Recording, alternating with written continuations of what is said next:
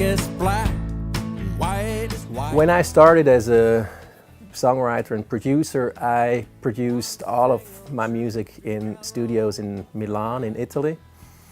And in 2010, I had the idea of, since I was producing rock music, I wanted the real rock accent in my music.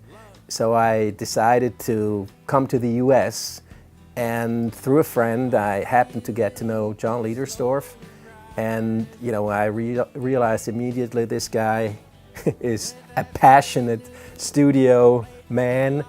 He's been instrumental for me ever since. He brings the best musicians in here. He has a way of nurturing that creative process.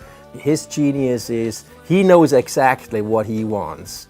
He lets everybody go there, and if he thinks someone's off track, he calls them back in line. One chord change per bar to suddenly 2 chord changes, a chord change for every 2 bars.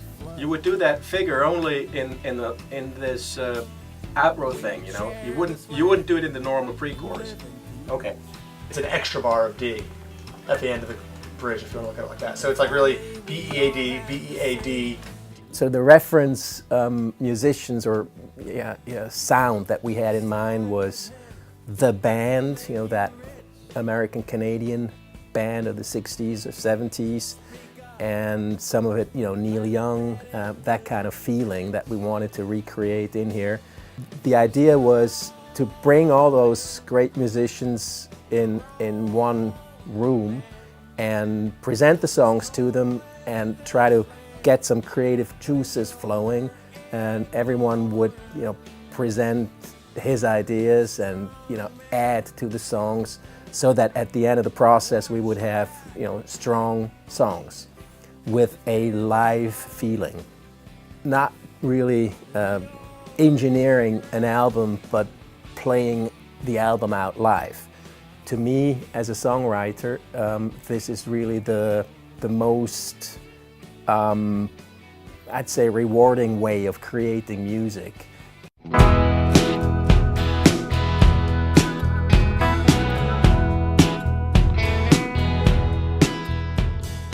So to take this from scratch and with musicians who've never heard the song, that creates something that as a songwriter you have to be prepared for, because you've been working on these songs for months, maybe even a year, and you have certain clear ideas, and you gotta be open to accept other opinions, and sometimes the songs change quite drastically in this room, and if the songwriter's ego is too big, then that could be a problem. But for me, this is the fun part. Bring people together and have spontaneous idea. That spontaneity in music, which today I think is lacking. People are afraid of doing imperfect things, whereas I say, perfection kills art.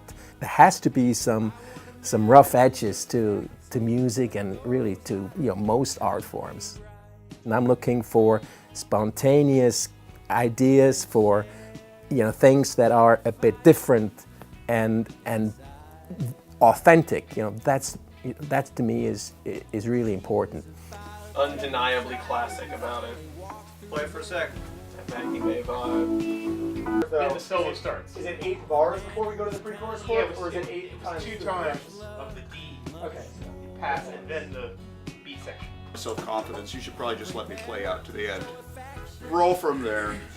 So John introduced me to all these, fabulous musicians that are all in and around Asbury Park.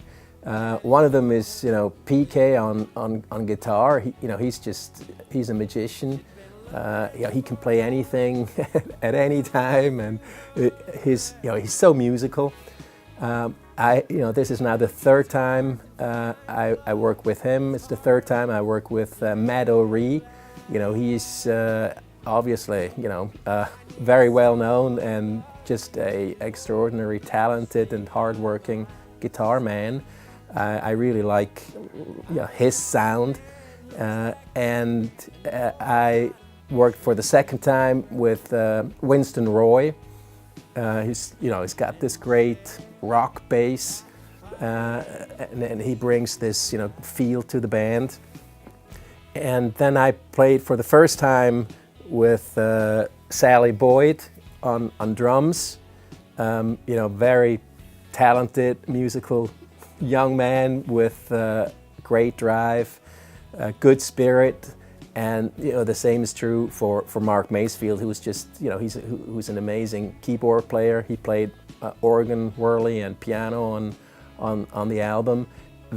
Again, very talented, musical, and they're all just good people. Even when you're not playing music together, you hang out with them, and they're fun to be around. So there's a good spirit in the band, and the glue is obviously John and the sound engineer that we use for this one, Tim Panella. I've worked with him over the last 6 years, I believe, since he was like a teenager, and he's just he's outstanding, great ear, and super easy to work with.